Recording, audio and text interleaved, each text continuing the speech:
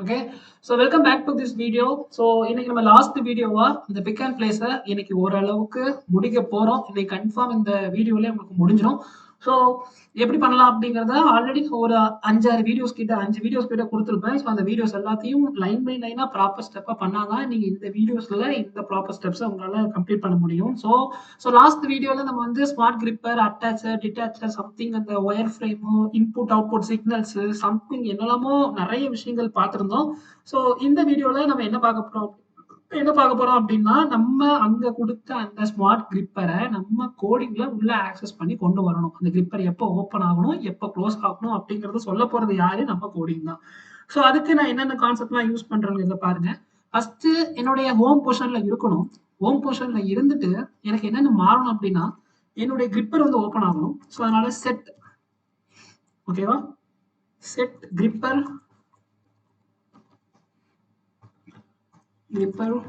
Open. Okay, simple தான். இப்போ எனக்கு இந்த கிரிப்பர் வந்து என்ன ஆகும், ஹோம் பொசிஷன்ல இருந்து எனக்கு கிரிப்பர் ஓப்பன் ஆகும். எவ்வளவுக்கு ஓப்பன் ஆகும்? 25 சென்டிமீட்டர், 25 மில்லிமீட்டர் எனக்கு அங்கே ஓப்பன் ஆயிருக்கும். 25, 50 கிட்ட எனக்கு ஓப்பன் ஆயிருக்கும். ஸோ வெயிட் செகண்ட் அப்படிங்கிறத அதையும் நான் யூஸ் பண்ணிக்கிறேன். Sorry, wait time 1. ஓகேவா, கிரிப்பர் ஓப்பன் ஆயிருக்கு.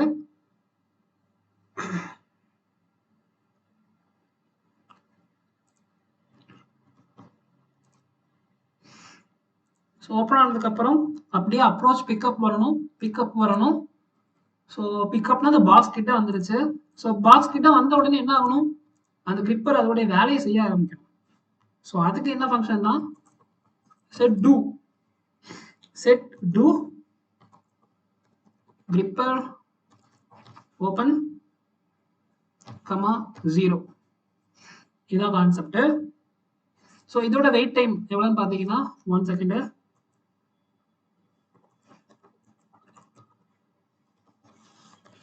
Wait time 1. ஓகேவா, அப்புறம் இதை அப்படியே காப்பி பண்ணிட்டு, ஸோ அதுக்கு அடுத்தது அப்ரோச் பிக்கப்.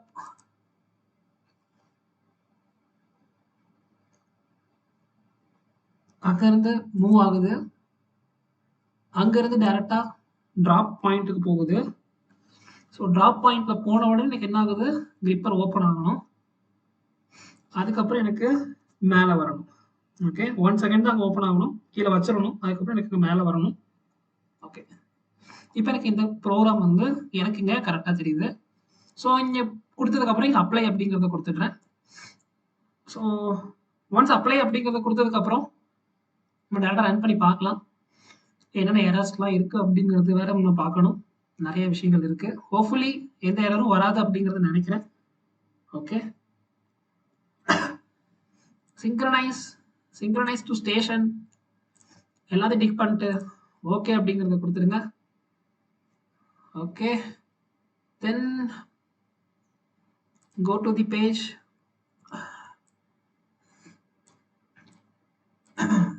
ஓகே, ரன் பண்ணலாம். வாவ், எனக்கு பிக் ஆயிடுச்சு. ஓகே, ஆனால் எனக்கு மூவ் ஆகும்போது எனக்கு இந்த பேஜே ஓப்பன் ஆகுது. லிசன். ஸோ என்ன பண்ணலாம், ரைட் கிளிக் பண்ணுறேன். Sorry,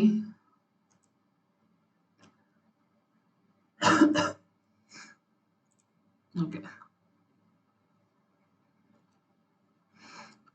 simulation stop, reset.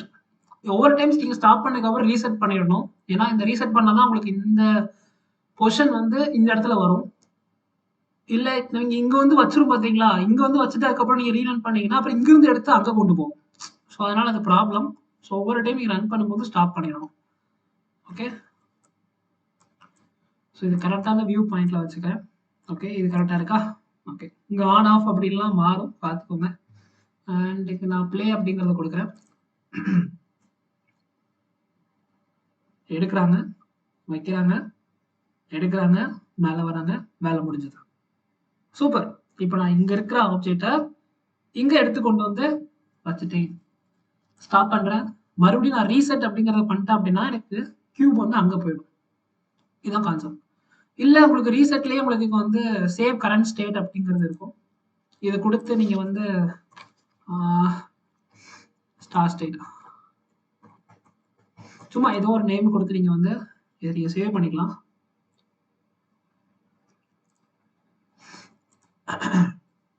So suppose நீங்கள் ஏதாவது இந்த ட்ராக் மாதிரி எங்கேயாவது போயிடுச்சு இந்த கியூப் அப்படின்னா மறுபடியும் போயிட்டு நீங்கள் இந்த வந்து ஸ்டார் ஸ்டேட்டை கொடுத்தீங்கன்னா உங்களுக்கு இந்த ஸ்டேட்டுக்கு வந்துடும். ஸோ அதனால இந்த ஸ்டேட்டை நீங்கள் சேவ் பண்ணி வைக்கிறது ரொம்ப ரொம்ப முக்கியமான விஷயமா இருக்கலாம்.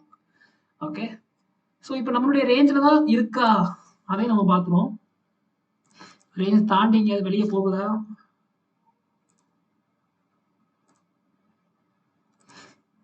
சூப்பர், ரன் பண்ணுவோம். எஸ், பிக் பண்ணுது, க்ளோஸ் பண்ணுது, ஓப்பன் பண்ணுது. இங்கே பார்த்தாலே உங்களுக்கு தெரியும் எந்த அளவுக்கு இது ஒர்க் ஆகுது அப்படின்னு சொல்லிட்டு. ஓகேவா? ஸோ இப்போ இது ஒரு டைம் பண்ணுது, இதை மல்டிபிள் டைம்ஸ் பண்ணணும்னா ஐ மீன் ஒரு 10 டைம்ஸ் பண்ணணும். இந்த ப்ராசஸே ஒரு 10 டைம்ஸ் பண்ணால் எப்படி இருக்கும்? ஓகேவா? ஸோ அதை தான் நம்ம இப்போ பார்க்க போகிறோம். ஓகே, ஸோ இந்த ப்ராசஸே ஒரு 10 டைம் பண்ணணும்னா என்ன கான்செப்ட் அப்படிங்கிறத மாதிரி சொல்லியிருந்தேன். ஸோ இதை ஸ்டாப் பண்ணிடுறேன், ரீசெட் கொடுத்துட்றேன். இந்த என்வெலப்பை நம்ம எடுத்துடலாம், ஏன்னா இது க்ரீன் கலரில் மறைக்குது பார்த்தீங்களா? ஸோ அதனால் இதை ரைட் கிளிக் பண்ணி ஷோ ஒர்க் என்வெலப் இதே எடுத்துடுறேன். ஸோ இப்போ என்னுடைய கோடிங்கில் நான் ஒரு சின்ன சேஞ்சஸ் மட்டும் பண்ணி பார்த்தேன், ஜஸ்ட் பாஸ் பண்ணி நான் வந்து ஒர்க் பண்ணி பார்த்தேன். ஆனால் என்ன பிரச்சனை அப்படின்னா, ஃபார் எக்ஸாம்பிள் நான் இங்கேருந்து இதை எடுத்து வச்சிட்டேன், இது ஒரு ப்ராசஸ். இப்போ ரெண்டாவது ப்ராசஸ் பண்ணும்பொழுது மறுபடியும் இங்கே போயிட்டு இங்கே எடுக்கணும், இங்கே எடுக்க ஒன்றுமே இருக்காது. ஏன்னா இந்த ஆப்ஜெக்ட் எங்கே வந்துடுச்சு, இங்கே வந்துடுச்சு. நம்ம கோடிங் படி இங்கிருந்து எடுத்து இங்கே கொண்டு வரணும் அப்படிங்கிறத எடுத்து வச்சிருக்கோம். அப்புறம் இங்கிருந்து எடுத்து மறுபடியும் கொண்டு போகணும், கோடிங் எழுதலை. அப்படி கோடிங் எழுதாம நம்ம வெறும் லூப்ல மட்டும் எழுதணும் அப்படின்னா என்ன ஆகும் அப்படிங்கிறத பாருங்க. ஃபார் எக்ஸாம்பிள் என்னுடைய கோடிங்கை நான் ஓப்பன் பண்றேன். ஸோ இங்க வந்து பாத் 10 அப்படிங்கிறத எனக்கு ஒர்க் ஆக போகுது. எனக்கு பாத் 10 அந்த கீழே உள்ளது எதுவுமே நான் சேஞ்ச் பண்ணலை, இது அப்படியே தான் இருக்கு. இந்த பாத் 10ல மட்டும் தான் என்ன பண்ணிருக்கேன்னா ஒரு வேரியபிள் நம்பர் எடுத்து ஃப்ரம் 1 to 10 அப்படிங்கிறத கொடுத்து டூ அப்படிங்கிறத கொடுத்து பாத் 10 எனக்கு பண்ணு அப்படின்னா 1ல இருந்து 10 வாட்டி இது பண்ணும். இதுதான் கான்செப்ட். ஓகேவா? ஸோ இந்த ஃபார் எண்டு ஃபார் க்ளோஸ் பண்ணுறது ஓப்பன் பண்ணுறது அப்படிங்கிற கான்செப்ட் இதை கொடுத்து நான் வந்து இந்த என்ன சொல்கிறது அப்ளை பண்ணி அண்டு சிங்க்ரனைஸ் பண்ணி அப்ளை டு ஸ்டேஷன் கொடுத்து எல்லாமே முடிச்சிட்டேன், எல்லாமே பண்ணிட்டு இப்போ ரன் பண்ணி பார்க்குறேன். ஃபார் எக்ஸாம்பிள் இது நம்பர் 1. ஸோ நம்பர் 1 கரெக்டாக பிக் பண்ணுது, எனக்கு இங்கே கரெக்டாக ப்ளேஸ் பண்ணுது, அண்ட் மறுபடியும் எனக்கு இங்கே எடுக்குது. அண்ட் நம்பர் 2 பார்த்தீங்கன்னா மறுபடியும் அங்கே தான் போகுது. ஏன்னா நம்ம அந்த மாதிரி தான் ப்ரோக்ராம் எழுதிருக்கோம். அப்போ பாருங்க, அது எனக்கு மூவ்மெண்ட்டோட ஆப்ஜெக்ட் என்ன மாதிரி தான் எனக்கு மாறுது, ஆட்டோமேட்டிக்காக எனக்கு மாறிடுது, அது சுற்றிக்கிட்டே தான் இருக்கும். ஸோ கான்செப்ட் புரியுதா? இது எனக்கு 10 டைம் இது நடக்க தான் போகுது. ஸோ அதுதான் எனக்கு கொடுக்குறாங்க. இது வந்து கோடிங்லேயே பார்த்தா தெரியும், ஒவ்வொரு இது ரிப்பீட்டாக சுற்றிக்கிட்டு இருக்கு அப்படின்னு சொல்லிட்டு. வேணா என்ன பண்ணலாம் அப்படின்னா, இதை இங்கேருந்து இது அப்படியே ரிவர்ஸில் இன்னொரு கோடிங் அப்படி எழுதி வச்சிட்டோம் அப்படின்னா இந்த இடத்துல இருந்து மறுபடியும் இங்கே வரும், மறுபடியும் மாறி மாறி இப்படி வைக்கும். ஓகேவா?